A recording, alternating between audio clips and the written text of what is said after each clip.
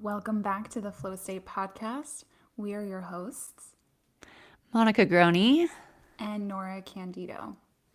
Today, I thought it would be super fun to learn a lot more about our founder, Monica Grohne. So, Monica, we got to hear a little bit about your story going through puberty. I know you got your period on the earlier side of things and experiencing some mood symptoms and later on in life, and a provider was the one that helped you to kind of connect that it was maybe attached or linked up to your cycle. So I would love to just hear a little bit more, like, how did Marea come to be? What is it? Can you explain to all of our listeners a little bit more about Marea? Yeah. I just love hearing you say like our founder and our listeners. This is so fun. Um, we love being here with all of our Yes. listeners. But yeah, so I did. I got my period super early. I was 9, and it was one of those things where like my mom and I hadn't even had the convo yet. So I was a little bit taken aback. I'm like, yikes, I'm bleeding. What is this? And I think my mom was like, oh, shoot, I haven't done my job here. But it was, I mean, my early years of my period sucked. Like, I was getting a lot of acne, which I'm sure, like, similar to your story, you can relate to that, like just breaking out. I had really heavy cycles, I had a lot of clotting. Um, I went to Catholic school, and so I wore a uniform. And I just remember I was so grateful that our uniforms were like this gray and maroon plaid because I was the person always bleeding through my uniform because I like Oh, would wear the most gigantic pads and it didn't matter. I just bled through them. So I did a lot of tying sweatshirts around my waist. And yeah, went on birth control at like age 11. I was on like an wow. ortho tricycline low because they wanted to help, regulate the heavy bleeding. And it wasn't until, I was on birth control, like literally different forms up until a year ago. So, like, a really long Mhm. time. I'm about to turn 33 years old. So, 11 until 33, like switching different birth controls. Um, and in my teens, I'd say I was like my poor parents. My dad made a lot of jokes and called me Hermione, like a witch, because Yep. and told me to get my broomstick because I was literally just so out of control, emotionally. And I remember in my teens, my late teens, just feeling so out of body at times. I didn't know where the anger was coming from. I didn't exactly know what Mm. I was angry about.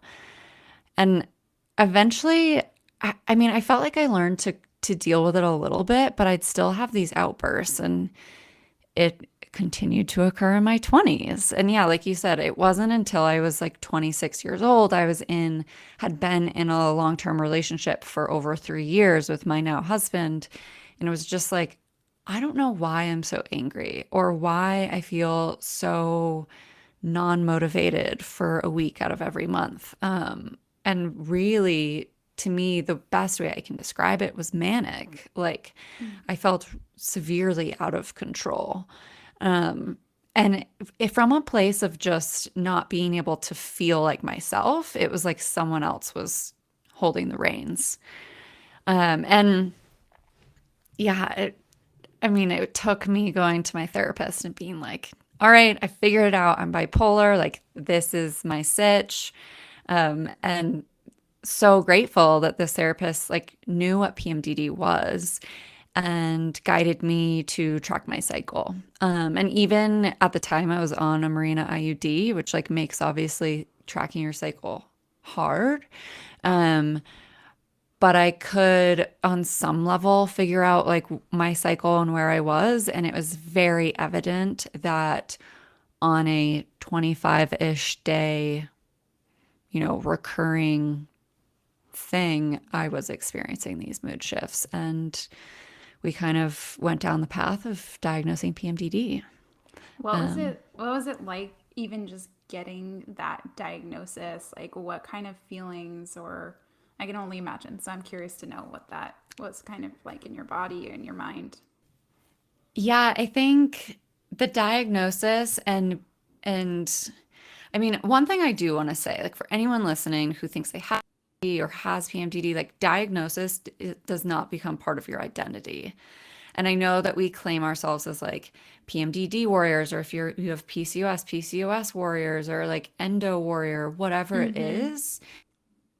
Yes, you can like find strength in the community of that, but I would hate for someone to think like I am this Yes. diagnosis. Can you For even just say me, what PMDD stands for or what it means? yeah, so PMDD is premenstrual dysphoric disorder. The way I like to explain it is it's PMS on steroids and more focused on the emotional Okay. symptom side of things because it is more about like so getting diagnosed for freeing because for the longest time, I thought that something was wrong with me in terms of I was depressed, I was out of control. And being able to name it and understand what was actually happening allowed me to take back the control. And so I could say, like, okay, I now understand what's happening. I now can predict when it's coming and kind of see it coming and bring more awareness into my body and give myself some grace. Yeah. I really, really, I'm so happy to hear that. And I really want to hone in on that point of you saying, like, just because we diagnosis of sort, it does not need to become our identity. You are not your diagnosis. You are someone living with PMDD. Like, that does not define you. And as you've proven, it's something that can be hopefully completely managed, right? When we're addressing it and helping to balance and support your body holistically, it's not something that has to define you or has to debilitate you in any way, shape, or form. Yeah, and it's great to know too. I mean, I think I love for people to see my experience and maybe feel hope or feel like it's possible for them too. But I would also hate for someone to see my experience and think like that's unattainable for me. Okay, I had a good month, but then I had a bad month. And like, yes, yes, you will have good months and you will have bad months. I still have bad months. It's because like finding that middle ground. And Nora, you and I have talked about this before, but it's like the overlap of discipline and surrender is Mm-hmm. that kind of like flow state, if you will, like middle ground of when I lose discipline, which we all do, in my routines and in my tracking and in the healthy habits that have allowed me to find kind of peace with living with PMDD, I have bad months. Like, Mm-hmm. I have bad months too. It's no different than someone who doesn't have PMDD. Like, some days are Yeah, harder than same. others. Some months are harder. And and it's okay. It doesn't mean that we've failed and we're not like doing a good job of living with our disorder or our depression or our periods or our hormones. Like, just take it as a, a data point and be Mm-hmm. like, okay, like, I know that I was traveling last month and I was eating different and my body was under more stress. And thus, I had more symptoms this month. And I can bring awareness to that and not fault myself for it. Exactly. Yeah, I say that to my clients all the time. Is like, this is, and there are so many things that are out of control. If we get sick, if something happens in our life that, like you said, causes more stress, we have someone passing in our family, or and literally any sort of event, whether it's or out of our control, it's going to impact likely in some way, shape, or form. And just being able to see those patterns, that not fault yourself, not hold yourself to say fault body, like you messed up, you are faulty, supporting and only using that information to make a better move the needle, right? Moving forward. There are so many things that Yeah, for sure. I just hope like if there's one message that I get out there is like that it is cyclical and we Oh, are like always getting more information and you're not just like healed of this. That's not how life works, unfortunately. I wish it did work that way, but we're always in movement and the same goes for how our cycles play out every single month. So just know like if this month was bad, like great, take note hmm, of why you think that, create your assumptions, and then like hypothesize and move forward for next month. exactly. Folks that are trying to conceive end up getting their period. They're like, I've failed. It's opportunity to wait a whole another month. And I really encourage them to see that like a new beginning. Like this could that it does happen and you're turning a leaf over and you get that opportunity every however many days you're on, and to see this as a positive thing instead of harping on, oh, this is just another opportunity. Yeah. Yeah. Easier said than done sometimes, but Yeah. definitely, definitely like it is such a solid reminder for sure. Okay, so bring us back. Just sounds like, over 15 years navigating hormonal things and finally getting this kind of diagnosis. So what was the next step for you? Yeah. So, I mean, obviously you get a diagnosis and you start to get your options, right, from doctors. And the options were, as you may expect, if you've ever gone to your doctor with a menstrual issue, it was like, Birth control. great, yeah, yes. And if you haven't listened to yet, go back and listen. It's so good. But yes, birth control was one of the options. And it was like, I think there's one birth control that's been medically approved for PMDD, and it's Yaz. And it's because they've done some studies on it, and it's shown to benefit because it makes you stop ovulating, Yeah. not because it's actually helping the root cause. But yes, go back to the birth control episode and listen to all about that. So I opted not for birth control. I already had an IUD at the time, so I, wasn't gonna double up on birth control, Mm-hmm. and I was honestly quite happy with my IUD.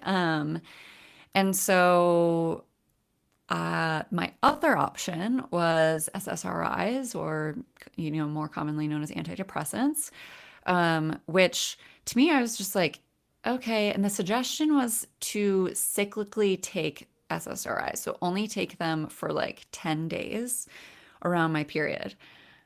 And I was like, I can't imagine. And again, I'm not a medical expert, so you know, this may work, this may be scientifically proven, but I couldn't imagine medicating my brain for like 10 days and then not. That sounded just like a even more of a roller coaster to me. And I was like, okay, great. I love knowing my options from a medical standpoint, but I was like, there's got to, right? Like, if this is a sensitivity to my hormones, and with PMDD, it is a sensitivity to even normal hormone fluctuations.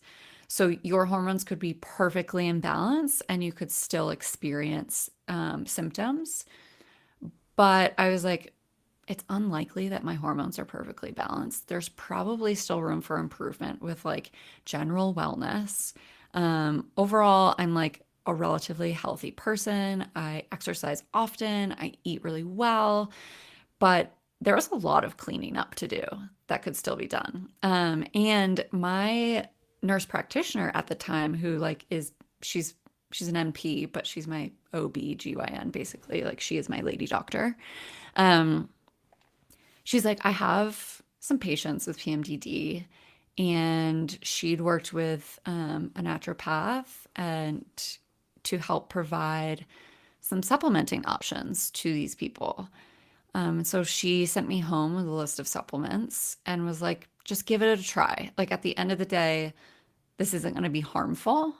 Do it for 3 months and let's just see how you feel.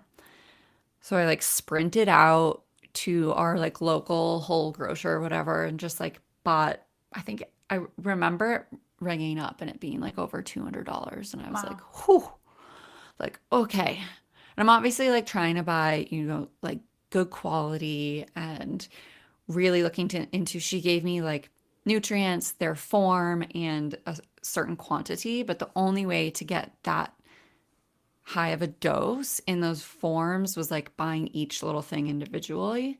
So it ended up being like 7 different bottles or something. You could Wow. get like the mag and the calcium together, like in a mineral blend, but then you had to get the vitamin B separate and the vitamin C separate and the vitamin E separate. And it was just like, so I spent a ton, but literally by my next period, I was like, I like didn't even nothing. It was just like night and day. And my husband, I remember he was just my boyfriend at the time, but he was like, "You seem so normal this month." And I was like, "Yeah, I feel normal." And it was Wow. so lo and behold, like for me, the I was making other lifestyle changes and supplementing is not, I will be the first one, owner of a supplement company, but like do not think supplements are going to fix you alone. This isn't a quick fix. You might feel, some improvement in your symptoms, but it was like the impetus for me to have change. Mm-hmm. And it like allowed me that forward movement and kind of that like state, like jumping off point, I guess, to be able to find normalcy in my life. That's it's amazing. Like I am so grateful that you had a provider that one even knew what PMDD was, right? Like so many people obviously get there, but once you found a provider that knew what they were talking about, sounds like it happened relatively quickly, and then knew that all these different options and give you the opportunity to choose, it sounds like, and that it then, which is really magical, really beautiful, and in a short period of time too. Yeah, and I feel like it's worth noting, like it's when I tell the story, it sounds like I, had my options laid out for me and I got to choose what was best for me. If what didn't it wasn't necessarily like that, right? It took a lot of discomfort in terms of me having to tell providers no. Um, and when I look back on it, I don't know where my like balls, if you will, came Mm-hmm. from to say no to these people. But because my therapist at the time was like, great, like I'm just going to write you a script like for these antidepressants and like that will be your regimen for this. And so, when our providers do that for us, it's so easy just to take the script and go to the pharmacy and get it fulfilled and start taking it because like you weren't given any other options. That sounds like what's going to make you better. Um, and it took like me being like, wait a second, I do have the option to say no to this and I can seek another opinion. So I think for anyone listening, I don't know, it's just such an important lesson that this taught me that just because a doctor says, great, here are the next steps, that doesn't mean that that's the only option. That's just the option that they Mm-hmm. recommend, that they know, that they've like seen or used with other patients in the past. And as individuals, we're just that. It's worked for someone else. It doesn't mean it's going to work for you, or it doesn't mean it's the option you're comfortable with. So we do kind of have to dig deep and be like, thank you. I hear your opinion and I would like to see what my other options are. Yeah, it's an important point.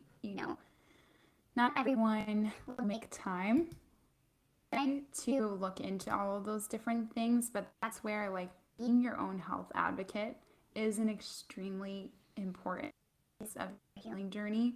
And if you had gone on antidepressants, like you could still be sitting there and maybe it would have helped, but then if you no longer want to be on them or if you want to become pregnant going through any other transition, then you have to go through those options and that roller coaster all over again. So I'm grateful that, you found something that worked for you. That's also a really important piece. You did your homework. Yeah. Yeah. I don't know. I feel like it was just, I don't know. To me, I'm still mind blown that all of the pieces fell the way they did. But I think it was just meant to happen that way. And it makes me look back on it and be so grateful because I think that this is going to sound so cheesy, so bear with me, but it was just my purpose, to be able to go through this experience so I could help other people who are experiencing something similar. And I'm so grateful of the choices that I made and the experience that I had, even if it included 17 years of feeling very out of control, Mm. to now be able to help other people. And so, like, truly, if you are listening and you take Marea and it's made a difference in your life, like, I can't tell you how many times I've cried at a DM or a customer service, like, email or your reviews because it just feels so amazing to have struggled for so long and to now be like helping other people who are also struggling. Well, I'm glad that you had to go through this, but it is great to see out of it, and I think you are making the most of it, continually, getting the juice. Was the juice worth the squeeze? Yes, fully worth it. Fully worth it. Cool. Oh my, it's so nice to just hear and get to know you as the founder and creator. I think that is really what drew me to you and to the brand itself, was because it was so personal, and I feel like you really do care. You care about the quality, you care about the people on the other end, and to me, like, that's different from a lot of other brands that I've seen. But I would kind of like to hear, like, what do you feel like makes Maria different than other brands that are out there? Yeah, I mean, thank you for saying all of that. I think quality stands out to me a lot. Quality was super important. Like I said, when I was, searching for supplements, it was hard to find the right forms at the right amounts. And so often, you know, brands are marketing engines. And I'm not going to sit here and say that like we don't do marketing or we don't want it to look good. Obviously, we do. We want it to look amazing. But there are so many people who are really good at marketing, but don't necessarily care about the quality of their product or what they're selling. And so they put like the right ingredients in, maybe, but there's not enough for it to be effective.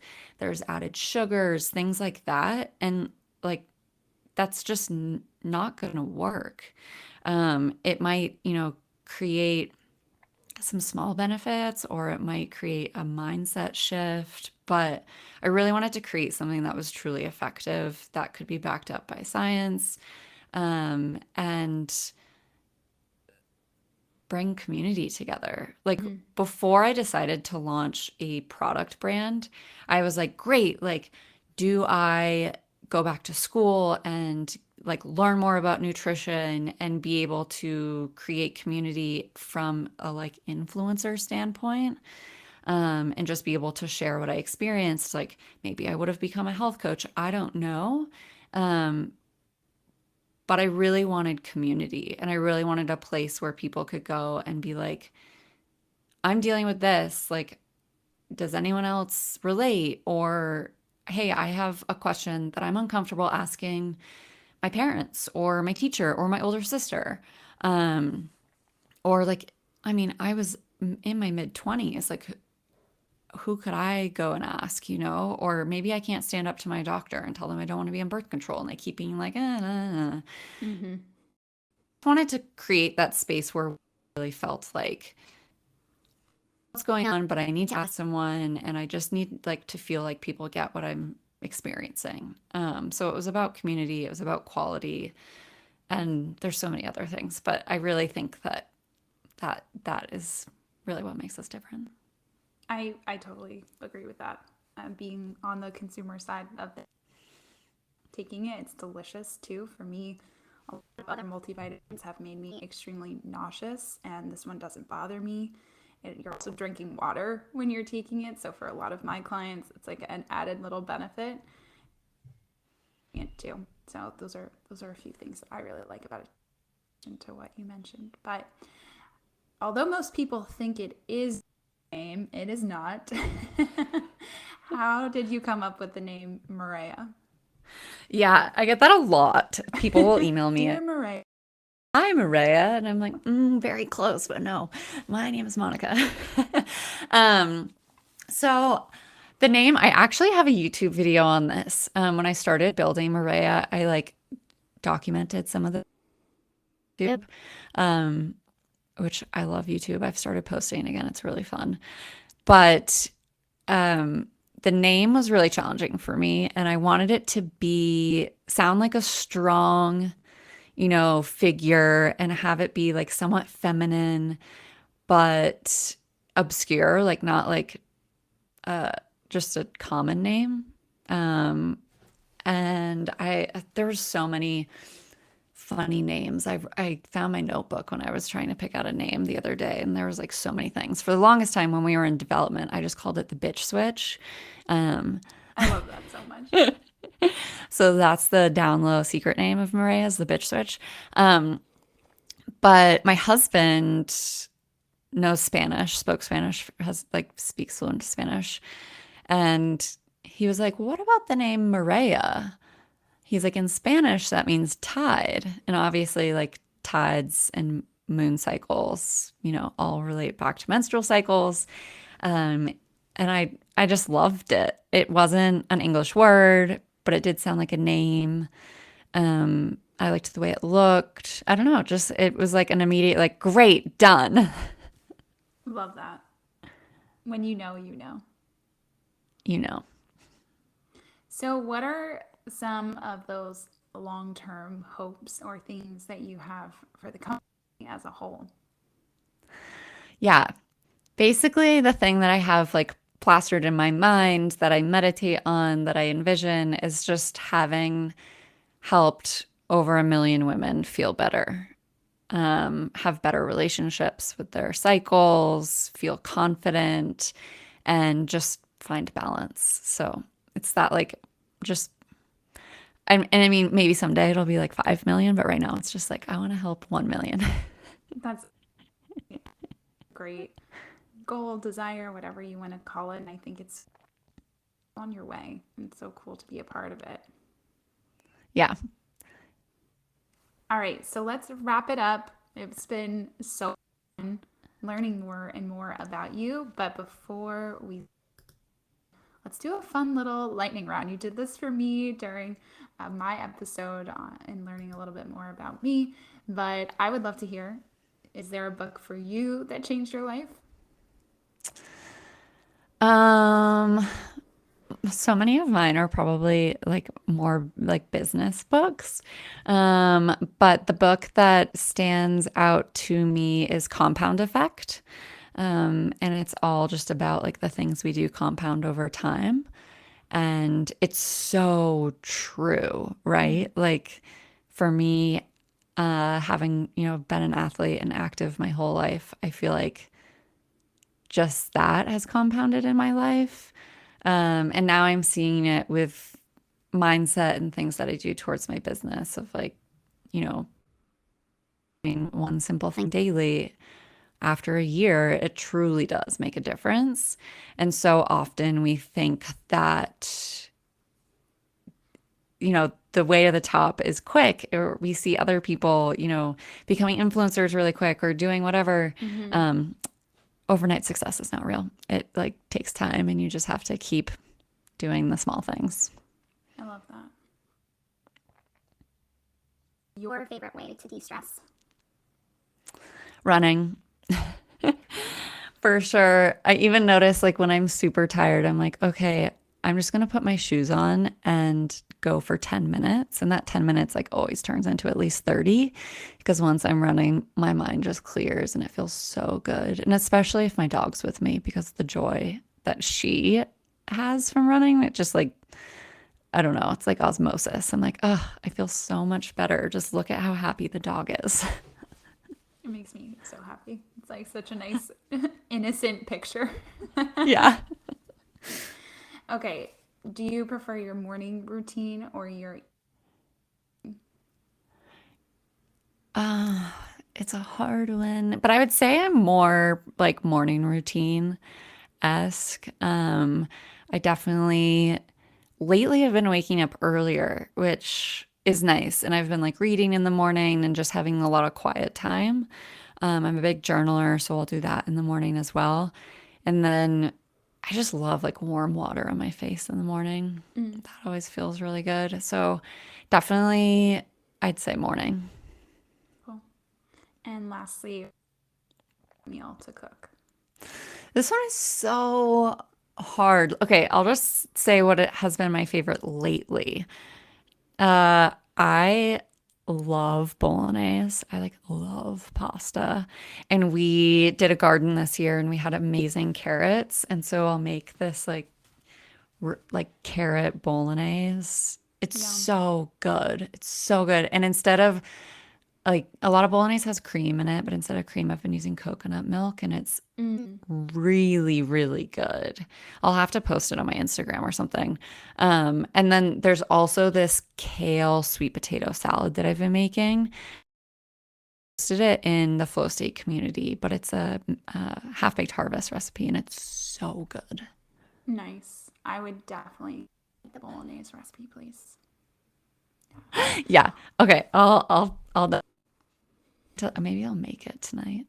Ooh, now you're like, that sounds good. It's been raining here for 5 days, so all of the like warm, comforting things just sound that much right now.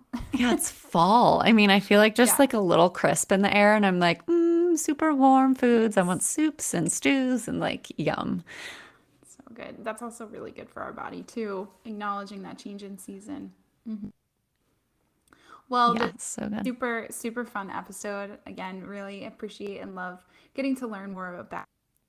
And thank you, all our listeners, for being here. If you've enjoyed today's podcast, we would absolutely love if you could share it, especially if you like it, if you rate it, review it, all of those fun things that you do to a podcast wherever you're listening to this on. And we can't wait to continue this. So we'll see you here next time. See you next week.